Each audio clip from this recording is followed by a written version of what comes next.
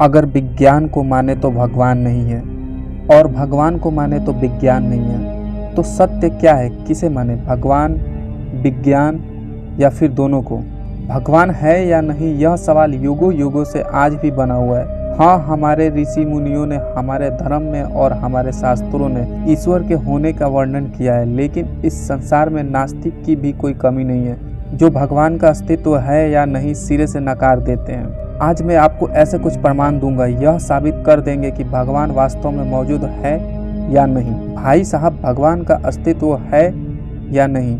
तो मैं आपको बता दूं, इस ब्रह्मांड में अस्तित्व में होने का कोई तो कारण है। बिना कारण के यहाँ कुछ भी नहीं होता, जिसे विज्ञान की भाषा में हम कार्य का सिद्धांत कहते हैं। इस सिद्धांत के अनुसार कारण के होने पर कार्य होता है, कारण के ना होने पर कार्य नहीं होता है। तो भाई साहब, सवाल यह है कि सृष्टि काल का कारण क्या है? यह अस्तित्व में क्यों आया? अगर ईश्वर नहीं है तो इसका और कौन सा कारण है? भाई साहब, विज्ञान से सवाल पूछा गया तो वह बिग बैंग थ्योरी का नाम लेते हैं, यानी एक बहुत बड़ा विस्फोट हुआ और शून्य से यह संसार अस्तित्व में आ गया। लेकिन सच कहूँ तो भाई, यह बात हजम नहीं होती, क्योंकि विस्फोट से कभी भी सूजन नहीं होता, बल्कि विस्फोट हमेशा ही विनाश का कारण बना है। लेकिन अगर इस तर्क को सत्य भी माना जाए तो यह सवाल तो पूछा जाना चाहिए कि उस विस्फोट के लिए ऊर्जा कहां से आए? अगर अणु परमाणु ही आपस में टकराए तो वो अणु परमाणु कहां से आए? भाई साहब, ऐसे सवालों पर विज्ञान मौन हो जाता है और हमें मजबूरन मानना पड़ता है कि भगवान है या नहीं। लेकिन कुछ न कुछ तो जरूर है। भाइयों, हर डिजाइन का एक डिजाइनर होता है। इस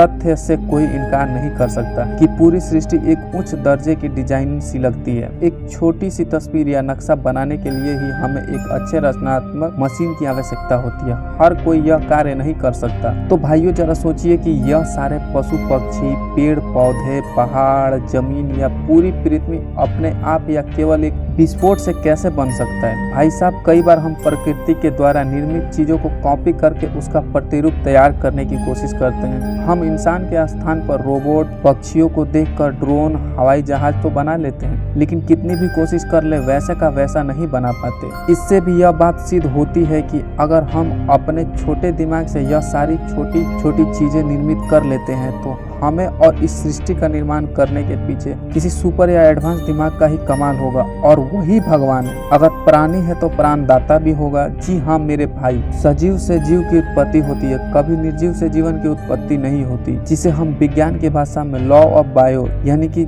जीव का जनन का नियम कहा जाता है। भाइयों, आपको शायद हंसी आएगी अगर मैं कहूं कि क्या आपने कभी पत्थर से पत्थर पैदा होते देखा है या किसी निर्जीव वस्तु की पीढ़ियां आगे बढ़ते देखी है? जाहिर है भाई, आपको यह हास्यास्पद तक लगेगा, ऐसा कभी नहीं हो सकता। तो जरा सोचिए भाई, इतने सारे सजीव शरीर प्राणी इस संसार में विचरण कर रहे हैं, उनके भीतर आखिर प्राण कहाँ से आया? यानी कोई तो परम पुरुष या परमात्मा है जो सभी प्राणियों को प्राण दे रहा है। हर नियम का एक नियम निर्माता होता है, यानी हर लॉ का एक लॉ मेकर होता है। भाई, किसी भी चीज को सुचारू रूप से चलाने के लिए नियम की आवश्यकता होती है। बिना नियम के हर चीज अव्यवस्थित हो जाता है। जैसे हमारे देश में हमारे कानून, अधिकार, हमारे कर्तव्य को सुचारू रूप से बनाए रखने के लिए हमारे संविधान की आवश्यकता होती है, और उस संविधान के निर्माता के रूप में हम डॉक्टर भीमराव अंबेडकर को जानते हैं। उसी प्रकार भाइयों, अगर गौर से देखा जाए तो सृष्टि भी पग पग पर नियम के पदहीन है। सारे ग्रह नक्षत्र अपने दूरी पर घूमते हैं। पृथ्वी पर मौसम, दिन रात का बदलना भी एक नियम से होता है। यहाँ तक कि प्राणियों का जन्म से लेकर मरने तक सब कुछ सुचारू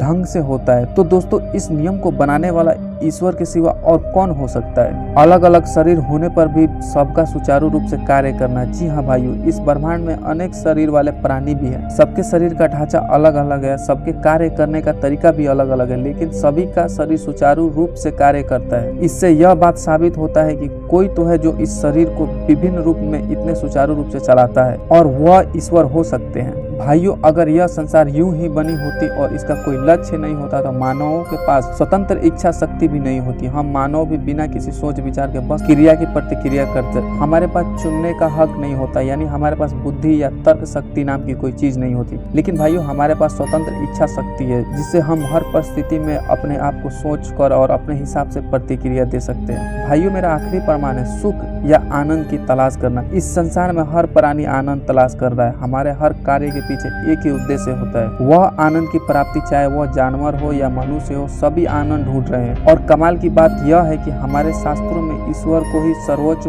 आनंद या परमानंद कहा गया है। इसका मतलब यह हुआ हम आनंद के रूप में भगवान को ही तलाश कर रहे हैं और हर जीव का अंतिम लक्ष्य ईश्वर ही है। तो यह सिद्ध होता है कि भगवान का अस्तित्व है और हम सभी उन्हीं की तलाश कर रहे हैं। उम्मीद है भाइयों ईश्वर है या नहीं, इसके बारे में आपको सब सच्चाई पता चल गया होगा। अब आप क्या सोचते हैं कमेंट करके बताइएगा जरूर। मिलते हैं एक और नए वीडियो के साथ। जय हिंद भाइयों।